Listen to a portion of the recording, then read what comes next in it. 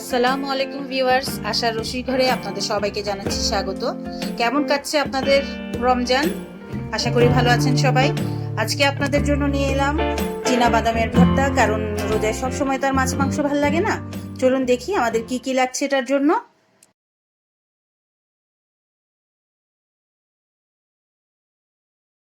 চীনা বাদাম ভর্তা করতে আমাদের যা যা লাগছে আসুন দেখে নিই। বাদাম, কাঁচামরিচ, পেঁয়াজ কুচি, লবণ, রসুন কুচি, ভাজা শুকনো মরিচ এবং তেল।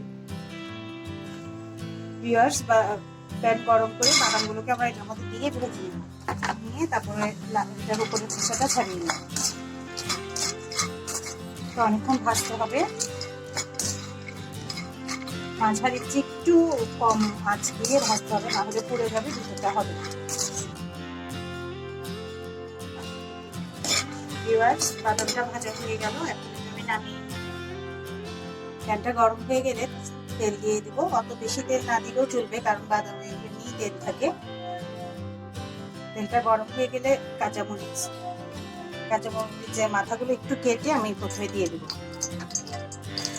আর মাথাগুলো কেটে না দিলে কাঁচামরিচটা ফুটতে পারে।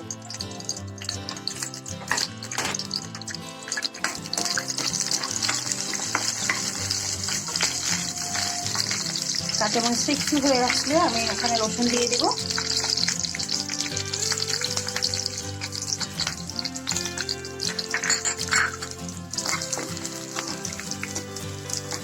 রমজানে মাছ মাংস খেতে খেতে ভাল লাগে না, তার মাঝে যদি একটু ভর্তা টর্তা হয় তাহলে কিন্তু খেয়ে খুব মজা পাওয়া যায়।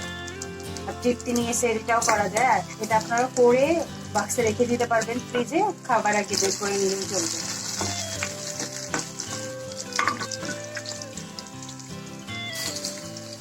ব্রাউন কালার হওয়া পর্যন্ত ভাজতে থাকবো।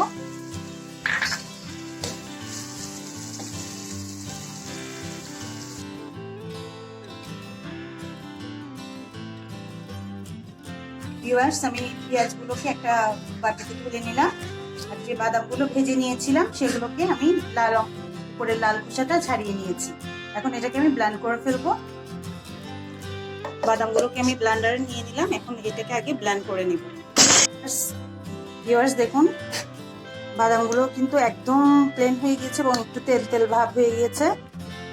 এখন এটা নামিয়ে রেখে আমি ভেজে নেওয়া পেঁয়াজগুলোকেও আবার একটু ব্লেন্ড করে তারপর বাদামটা আবার ওটার সাথে মিশাবো। ভেজে নেওয়া পেঁয়াজ, মরিচ এবং রসুন দিয়ে দিচ্ছি। এগুলো একবার ব্লেন্ড করে এগুলোর সাথে আমি বাদামটা মিক্সড করে ফেলবো।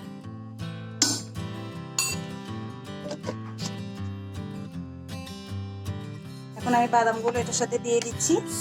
বাদাম সহ একবার আমরা ব্লেন্ড করে নেব। সাথে পেঁয়াজ রসুনের সাথে আমি বাদামটা এবার দিয়ে দিলাম, আর এটা দিয়ে একবার ব্লেন্ড করে নেব। ভিউয়ার্স, ব্লেন্ড করার পর আমি এগুলো একটা বাটিতে ঢেলে নিয়েছি।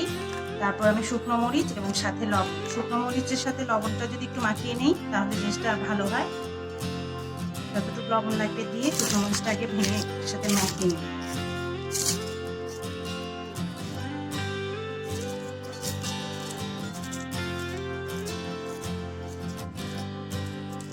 তারপর পুরোটার সাথে ভালো করে এই জিনিসটা মিশিয়ে আপনি একবারে করে বক্সে রেখে দিলে ফ্রিজে 2-3 দিন এমনি খেতে পারবেন।